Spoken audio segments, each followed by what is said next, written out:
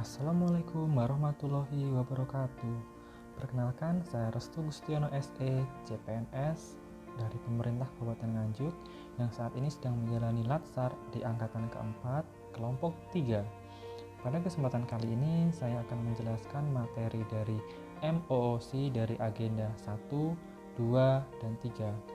Yang pertama adalah materi wawasan kebangsaan, di mana di sini wawasan kebangsaan dapat diartikan sebagai konsepsi cara pandang yang dilandasi akan kesadaran diri sebagai warga dari suatu negara akan diri dan lingkungannya di dalam kehidupan berbangsa dan bernegara.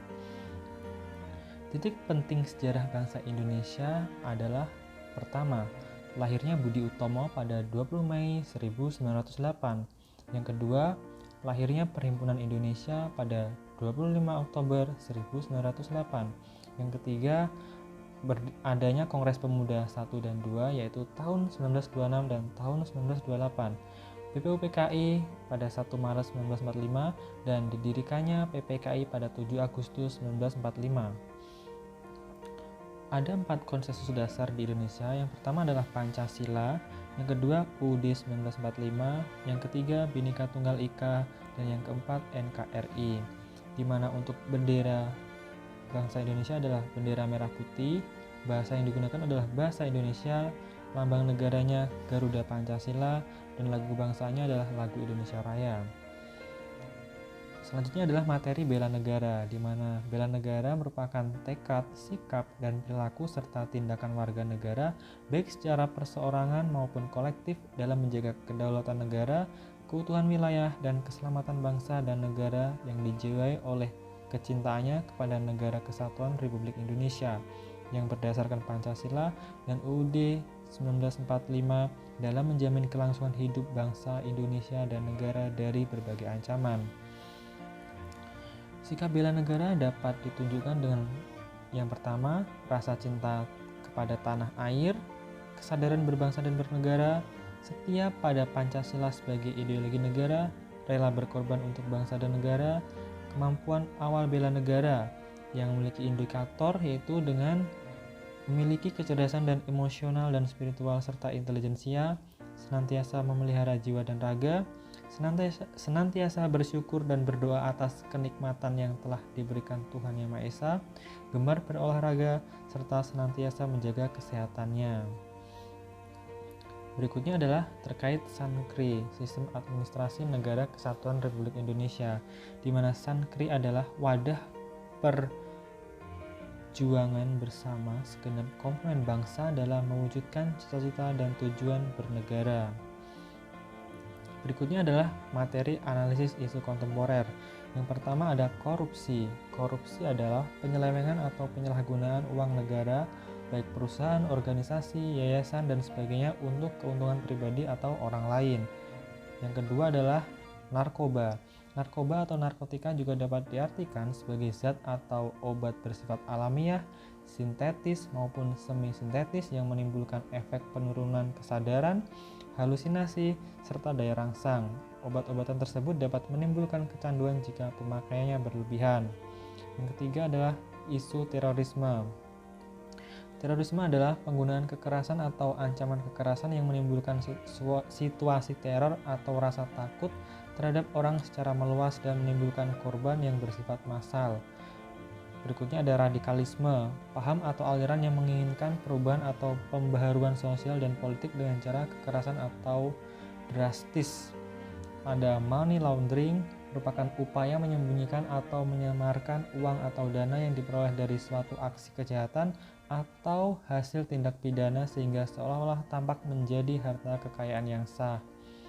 Lalu selanjutnya ada proxy war, sebuah konfrontasi antara dua kekuatan besar dengan menggunakan pemain pengganti untuk menghindari konfrontasi secara langsung dengan alasan mengurangi risiko konflik langsung yang berisiko pada kehancuran fatal. Lalu ada kejahatan mass communication, kejahatan media massa seperti hate speech, hoax, dan cybercrime. Berikutnya teknik analisis isu yang digunakan adalah teknik tapisan, mind mapping, fishbone diagram, dan analisis SWOT. Materi berikutnya adalah tentang kesiapsiagaan bela negara, di mana nilai-nilai bela negara yang bisa diterapkan adalah rasa cinta tanah air, sadar berbangsa dan bernegara, setia kepada Pancasila sebagai ideologi negara, rela berkorban untuk bangsa dan negara, serta mempunyai kemampuan awal bela negara. Dan awal kemampuan bela negara yang bisa diwujudkan adalah kesiapsiagaan jasmani, lalu memiliki etika atau etiket dan moral, mempersiapkan mental serta kesehatan mental, serta menjunjung kearifan lokal. Rencana aksi bela negara. Aksi bela negara adalah sinergi setiap warga negara guna mengatasi segala macam ancaman, gangguan, hambatan, dan tantangan dengan berlandaskan pada nilai-nilai luhur bangsa untuk mewujudkan negara yang berdaulat, adil, dan makmur. Indikator nilai bela negara adalah cinta tanah air, sadar berbangsa dan bernegara, setia pada Pancasila sebagai ideologi negara, rela berkorban untuk bangsa dan negara, lalu mempunyai kemampuan awal bela negara.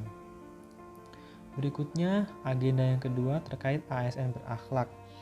ASN itu memiliki core values yang harus diterapkan di dalam kehidupan sehari-hari. Yang pertama adalah nilai berorientasi pelayanan, di mana ASN untuk menghasilkan suatu paradigma berpikir bahwa ASN harus seoptimal mungkin memberikan pelayanan prima kepada masyarakat. Berikutnya ada nilai akuntabel. Akuntabilitas merujuk pada kewajiban setiap individu, kelompok, atau institusi untuk memenuhi tanggung jawab yang menjadi amanahnya. Berikutnya, kompeten. Kompetensi adalah deskripsi pengetahuan, keterampilan, dan perilaku yang diperlukan dalam melaksanakan tugas jabatan. Lalu ada harmonis. Dalam bidang filsafat, harmonis adalah kerjasama antara berbagai faktor dengan sedemikian rupa hingga faktor-faktor tersebut dapat menghasilkan suatu kesatuan luhur. Berikutnya ada nilai loyal. Loyal adalah mutu dari sikap setia atau suatu kesetiaan. Berikutnya ada nilai adaptif, merupakan karakteristik alami yang dimiliki makhluk hidup untuk bertahan hidup dan menghadapi segala perubahan lingkungan atau ancaman yang timbul. Berikutnya ada nilai kolaborasi, yaitu bentuk kerjasama, interaksi, kompromi beberapa elemen yang terkait baik individu, lembaga, dan atau pihak-pihak yang terlibat secara langsung dan tidak langsung yang menerima akibat dari manfaatnya. Lalu ada Smart ASN. Di sini terkait literasi digital, di mana kerangka kurikulum literasi digital adalah yang pertama diperlukannya digital skill, digital culture, digital ethics, dan digital safety, di mana pengetahuan dasar berinteraksi, partisipasi, dan kolaborasi di ruang digital yang sesuai dengan kaidah etika digital dan peraturan yang berlaku.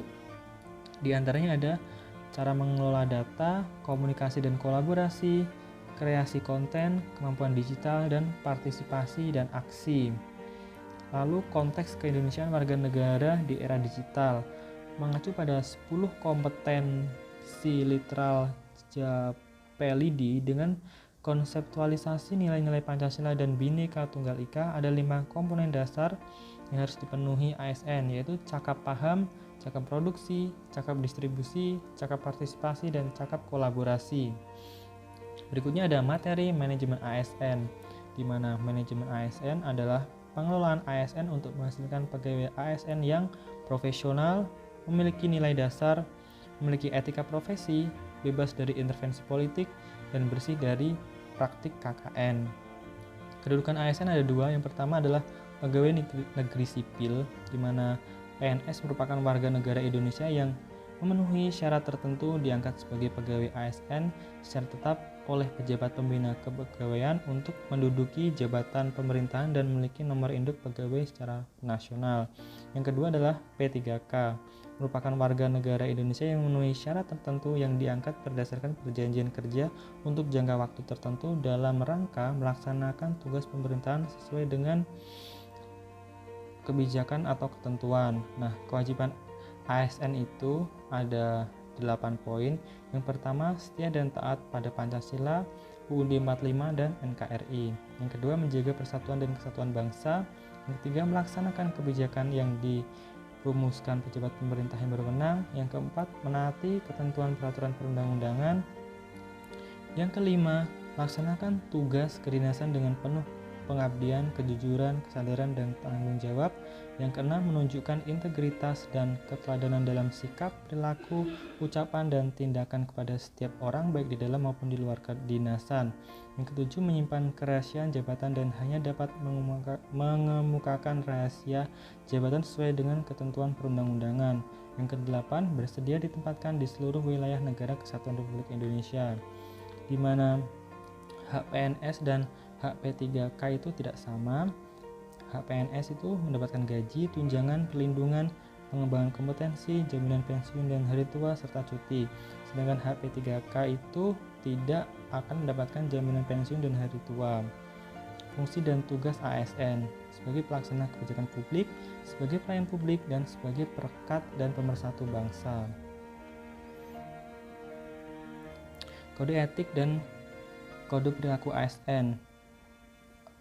ASN harus melaksanakan tugasnya dengan jujur, bertanggung jawab, dan berintegritas tinggi, melaksanakan tugasnya dengan cermat dan disiplin, melayani dengan sikap hormat, sopan, dan tanpa tekanan, melaksanakan tugasnya sesuai dengan perintah atasan atau sejauh tidak bertentangan dengan ketentuan peraturan perundang-undangan. Lalu, tidak menyalahgunakan informasi internegara, tidak memberikan informasi secara salah, lalu juga melayani dengan sikap hormat, sopan, dan tanpa tekanan, menjaga agar tidak terjadi konflik kepentingan dalam melaksanakan tugasnya, lalu melaksanakan tugasnya sesuai dengan ketentuan peraturan perundang-undangan. Berikutnya, memegang teguh nilai dasar ASN dan selalu menjaga reputasi dan integritas ASN, menggunakan kekayaan dan barang milik negara secara bertanggung jawab, efektif, dan efisien, serta menjaga agar tidak terjadi konflik kepentingan dalam melaksanakan tugasnya.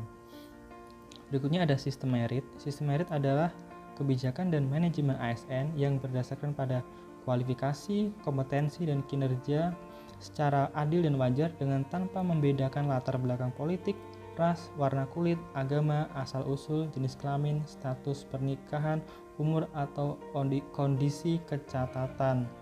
Manfaat sistem merit ini diantaranya dapat mendukung keberadaan penerapan prinsip akuntabilitas, dapat mengarahkan SDM untuk dapat mempertanggungjawabkan tugas dan fungsinya, instansi pemerintah mendapatkan pegawai yang tepat dan berintegritas untuk mencapai visi dan misinya.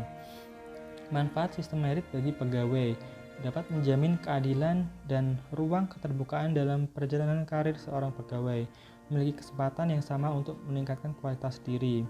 Pelaksanaan sistem merit dalam pengelolaan SDM. Ada perencanaan kebutuhan pegawai ASN terpilih, pegawai ditempatkan sesuai dengan perencanaan. Jaminan sistem merit dalam monitoring, penilaian, pengembangan, yaitu adanya pangkat dan jabatan yang jelas, pengembangan karir yang jelas, mutasi pegawai, dan penilaian kinerja. Terima kasih atas perhatiannya. Itulah materi yang bisa saya sampaikan. Kurang lebihnya saya mohon maaf. Wassalamualaikum warahmatullahi wabarakatuh.